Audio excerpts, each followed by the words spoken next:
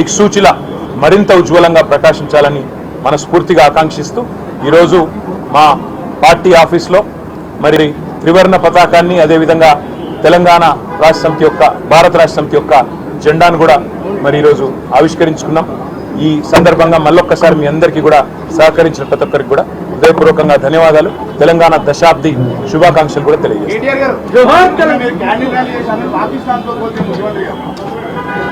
ముఖ్యమంత్రి గారికి కనీస అవగాహన కానీ పరిణితి కానీ పరిపక్వత కానీ లేదు.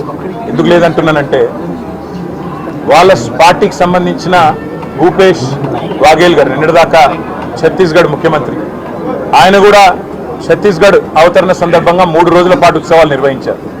మేము 3 రోజులు కాదు, నిజానికి ఇప్పుడు ప్రభుత్వంలో ఉంటే దాదాపు నెల రోజుల పాటు 30 రోజుల పాటు మేము ఉత్సవాలు నిర్వహించేది. ఈ ముఖ్యమంత్రి ఎంత తెలివి తక్కువ, ఎంత పరిణితి లేని ముఖ్యమంత్రి అంటే దశాబ్ది వేడుకలను కూడా ఒక్కరోజుకే పరిమితం చేసిన మూర్ఖుడికి తెలంగాణ గురించి కానీ, తెలంగాణ ఏర్పాటు వెనుక ఉన్న త్యాగాల గురించి కానీ, తెలంగాణ అని కనీసం ఈరోజు పొద్దున పోస్టులో కూడా జై తెలంగాణ అని ఒక మాట పలకలేని ఒక మూర్ఖుడికి తెలంగాణ ఉద్యమం గురించి కానీ, తెలంగాణ అవతరణ గురించి కానీ, కేసీఆర్ గురించి కానీ మాట్లాడే అర్హత కూడా లేదు.